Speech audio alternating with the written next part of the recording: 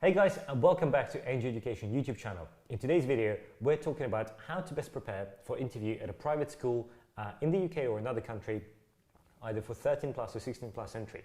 We've got a very special guest who's both has been through the UK private school system and then worked as a teacher in the UK private school system. So you're in for a treat. And if you're interested, keep watching.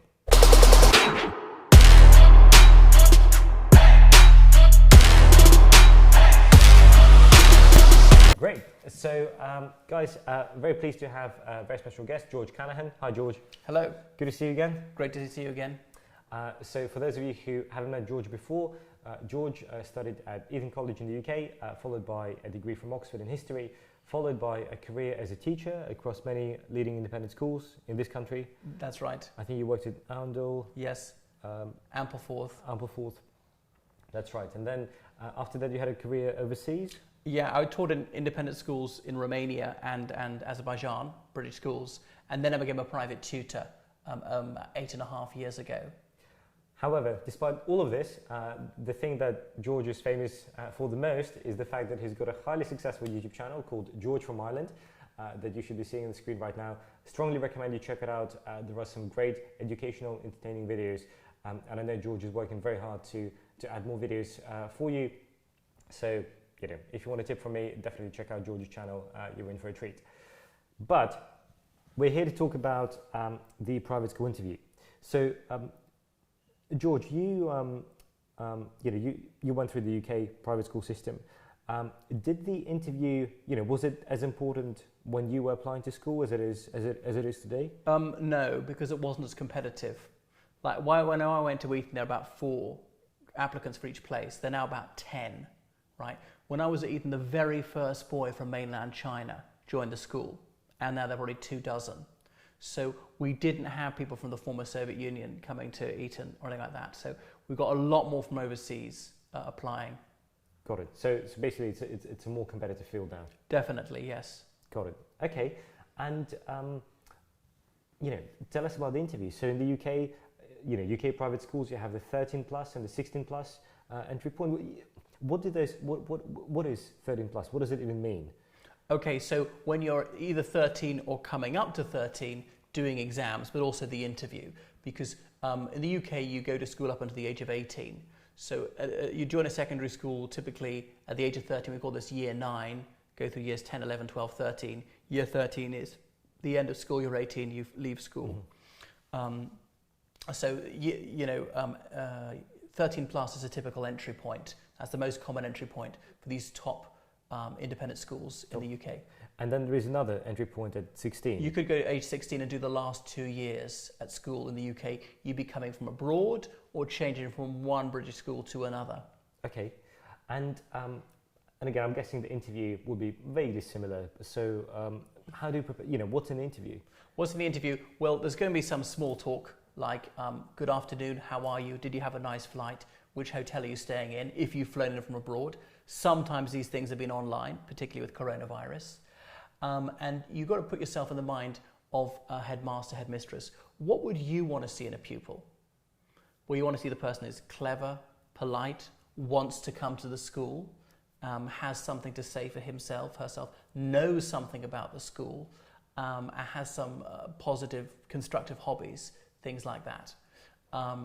So they realise that not everybody's a chatterbox. You might be on the shy side. That's all right, so long as it's still a reasonable level. And some people are more talkative, which again is okay, so long as you're not crazy talkative and don't know when to be quiet. So my sister's a headmistress, tells me some pupils are so painfully shy that they won't say anything. And they don't want an elective mute. Your parents might be with you in the room, they might not be. And if the child won't say anything, sometimes the parents have to answer for the child, which is bad news, obviously. It'd be better to talk too much than too little. If you're going on too long, they will politely stop you. So you've got to be able to handle some small talk. Things as simple as shaking hands, as making eye contact. You'd be surprised at the number of people who get that wrong. Not just at 16 plus, but well into adulthood.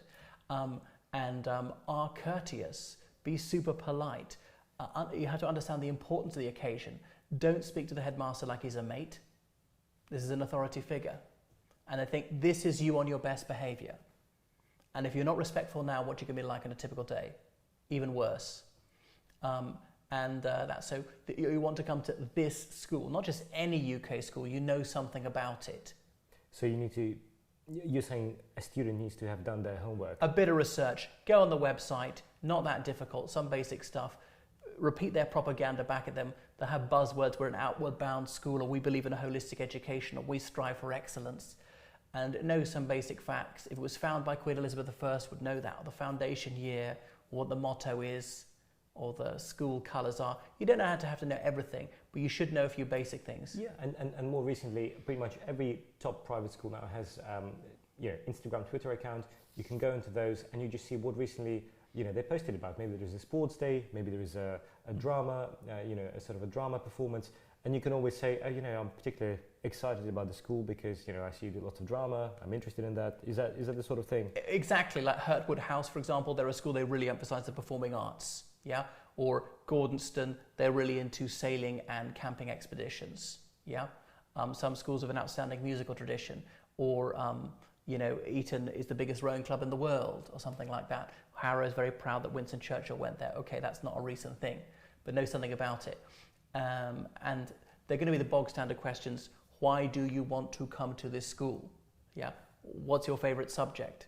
Are there any subjects you find difficult? 16 plus tend not to ask that so much because we do A-levels here usually. Yes. Usually 3 or 4 are your strongest subjects. A-levels, IB sometimes. Or IB, but again, there's some element of choice in that. But yeah, are there any subjects you're not so good at? So probably acknowledging your weakness rather than saying you're absolutely outstanding at everything. There, smell a rat, if you say that, I think. George, and with the interview, if you're coming from the UK, you're a native speaker. If you're coming from overseas, obviously you're competing against native speakers, and especially if you're going for the very top schools, it's very competitive. You're competing against very competent native speakers. So do schools make any allowances for the fact that English is not your first language? They do a bit. It depends. The ultra top, like Eton or Winchester, would say no, because they're so massive global subscribers, they don't have to. Right? They expect you to reach the same level. But to anywhere else, yes. For example, I was with someone when I was at an interview at Uppingham, helping him along, and he's in with the registrar's person in charge of admissions, and I can't remember what the editor was asking about. The boy slightly misunderstood the question. He got the key words, this is about maths or something, but his answer wasn't entirely relevant. But anyway, the registrar accepted that. He was given his place despite that. Yeah, and the thing is, they're taking you now, and it's their job to get you up to absolute fluency. No, that makes sense. And George, obviously in the past year, all the interviews would have been online, whether you're based in the UK or overseas. So any Zoom or Microsoft Teams or Skype etiquette that you can say, how do you make eye contact in the age of Zoom? How do you make the good first impression? Well, often you can see on the screen, well, am I looking at that person's face? Is he or she looking at mine? Dress properly for it, not in a t-shirt, in your school uniform or a suit or something. Don't have a complete mess behind you, and be somewhere quiet where your dog's not going to be barking or your baby sister's not going to burst in or something like that. Yeah, that makes sense. I guess plain white background, some books in the background to always help. Sure. So take it seriously as you would if you were doing it in person. Make sure the equipment is working. You know how Zoom works. Make sure you sorted out any time zone difference. You understand which time it's going to be. If you get it wrong by 12 hours or something, that's not going to create a positive impression. No. Because I think you're going to mess up this much every time. No. George, just as we're sort of wrapping up, could you give an example of you've listed some of the standard questions. What's your favorite subject? Why you want to come to the school? What are your hobbies? That's all expected stuff. What about some quirky, can they throw some curveballs, some unexpected questions? They can, especially at the schools which are more difficult to get into, because a lot of people are a bit over-rehearsed. They know all the bog standard questions. So they'll say, tell me an interesting fact you learnt today. Or if you had £1 million to spend on stuff for your school, what would you spend it on? Who's the best teacher you've ever had? What would you like to do when you finish school, or something like that? Or what's the best thing about our school?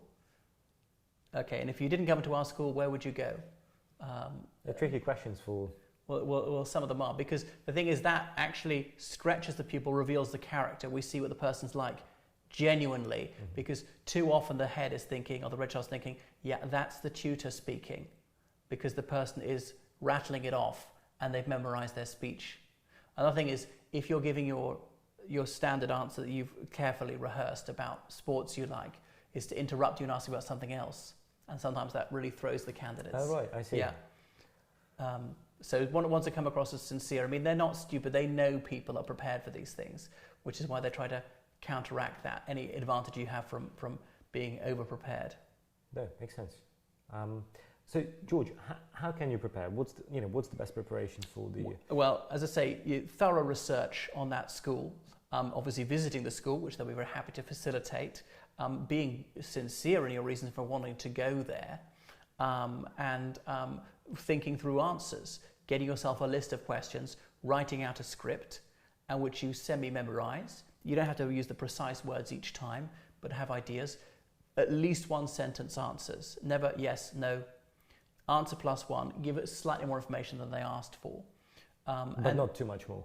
Not too much more. If you go on way too long, they will stop you. It'd be better to overdo than underdo it. And then body language is important. Like we said, sitting up properly. When it, probably exactly. do that. When it comes to the firm handshake and the eye contact and stuff like that. And not like just being respectful. Cool. Okay, and after the interview, any follow-up, any sort of thank you letter, thank you email, anything like that?